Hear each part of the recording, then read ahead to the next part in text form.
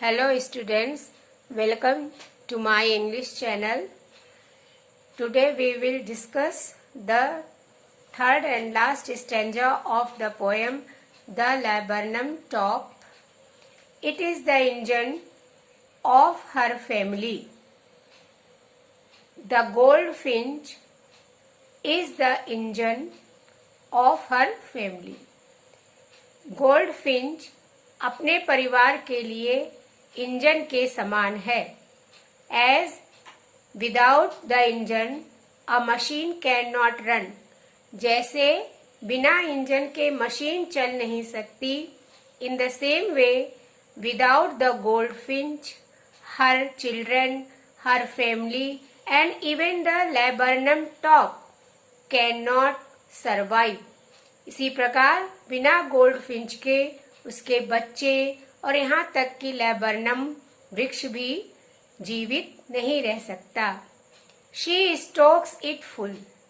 वह जब भी गोल्डफिंच लैबर्नम टॉप पर बैठती है, she gives a atmosphere of liveliness around the tree. तो वह वृक्ष के चारों ओर एक सजीवता का वातावरण ला देती है. The tree appears alive. Tree सजीव प्रतीत होता है. Because when the goldfinch comes and feeds her children they become happy and they start moving their wings. वे प्रसन्न हो जाते हैं और अपने पंखों को फड़फड़ाना प्रारंभ कर देते हैं, जिसके कारण पूरा वृक्ष जो है वह कोलाहल से भर जाता है. Then floods out to a branch end. इसके पश्चात the goldfinch leaves the tree. वह वृक्ष को छोड़ देती है and comes out of the thickness of the tree. वह वृक्ष के थिकनेस से बाहर आ जाती है and sits on a branch of the tree. उसके एक किनारे पर बैठ जाती है. Showing her bird face identity mask. As soon as the goldfinch comes out of the thickness of the tree. जैसे ही वह पेड़ की थिकनेस से बाहर आती है, her bird face is easily seen. उसका वह धारियों से भरा हुआ चेहरा आसानी से देखा जा सकता है. And her bird face is the symbol of her recognition. और उसका वह चेहरा, धारियों से भरा हुआ चेहरा ही उसकी पहचान है. Then with eerie delicate whistle, chirp whisperings, she launches away towards the infinite. इसके पश्चात the goldfinch makes a sweet whistle sound. उसके बाद वह एक सीटी सी आवाज निकालती है, which is ghostly and mysterious, जो बहुत ही रहस्यमय है.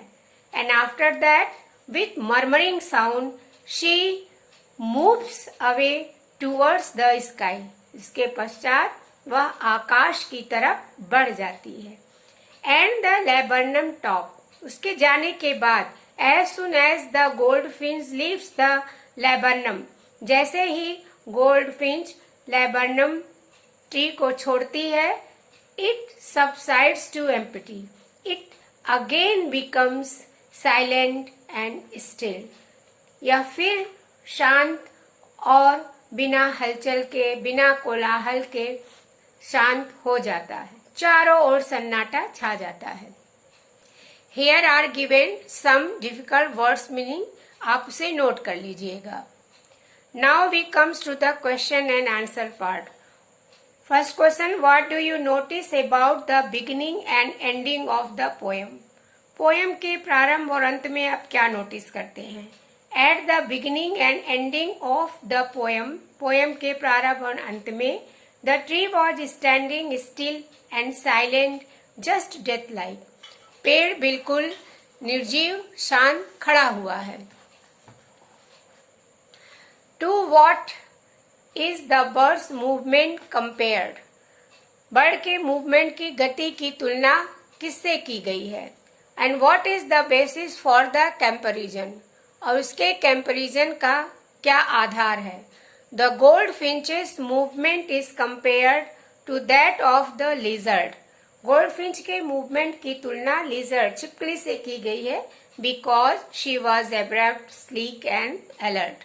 What do you like most about the poem? Poem में आपको सबसे ज्यादा क्या पसंद है?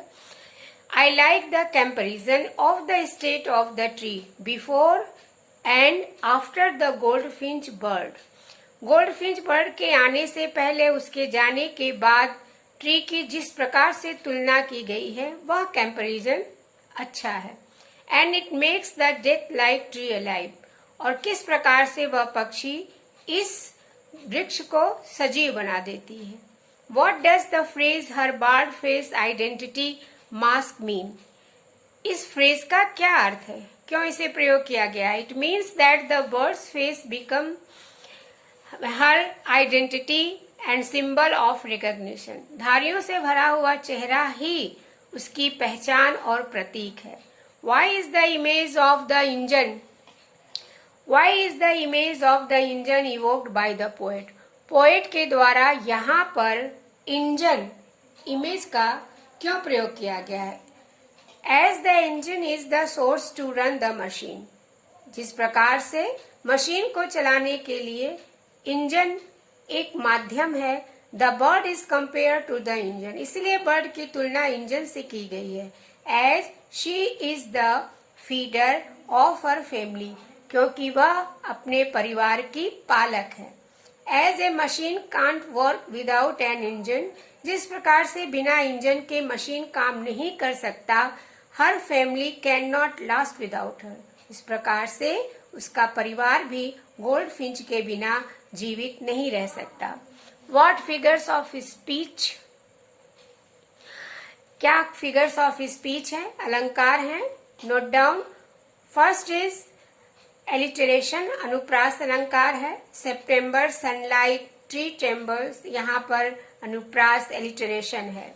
स्लीक एज ए लिजार्ड, छिपकली की तरह से स्मूथ, यहाँ पर सिमली उपमा है. मेटाफर, रूपक, it is the engine of her family, यहाँ पर मेटाफर का प्रयोग है. Personification, the whole tree trembles, पूरा वृक्ष कांपने लगता है, यहाँ पे पर्सोनिफिकेशन फिगर्स ऑफ स्पीच का प्रयोग हुआ है. Now if you like my video, subscribe and like. Thank you.